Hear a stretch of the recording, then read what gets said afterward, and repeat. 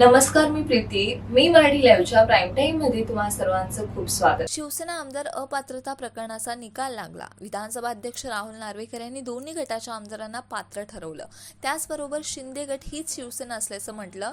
यावर ठाकरे गटाकडून जोरदार टीका करण्यात आली. ठाकरे गटाचे नेते खासदार संजय राऊत यांनी निशाणा साधला. ही मॅच फिक्सिंग असल्याचा आरोप राऊतांनी केला. आता त्याला महाराष्ट्राचे राज्य उत्पादन शुल्क मंत्री शंभूराज देसाई यांनी उत्तर दिलं आहे.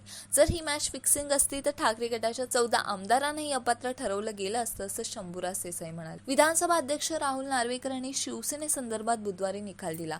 निकाल देताना पक्ष एकनाथ शिंदे यांचा असल्याचं म्हटलं. त्यासाठी त्यांनी शिवसेनेची 2018 मधील घटना अमान्य केली. त्याचवेळी दोन्ही गटापैकी कोणत्याही गटाच्या आमदारांना अपात्र ठरवले नाही. या संदर्भात सामाजिक कार्यकर्ता अंजली दमान यांनी ट्विट करत आरोप केले आहेत. तसेच त्यांनी काही प्रश्न उपस्थित केलेत. महाराष्ट्राचा महानिकाल चक्क इंग्रजीत कोणी ड्राफ्ट केलं?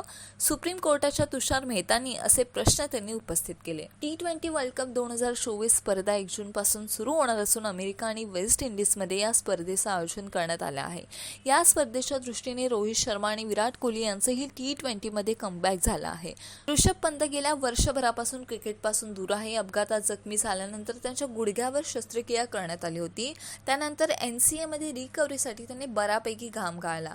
आता IPL 2024 स्पर्धेत खेळताना दिसू शकतो. ऋषभ पंतची मागच्या काही इनिंग पाहता तो टीम इंडियासाठी महत्त्वाचा खेळाडू आहे. असं असताना त्यांनी T20 वर्ल्ड कपसाठी संघात पुनरागमन करावं यासाठी कसोशीने प्रयत्न सुरू आहेत.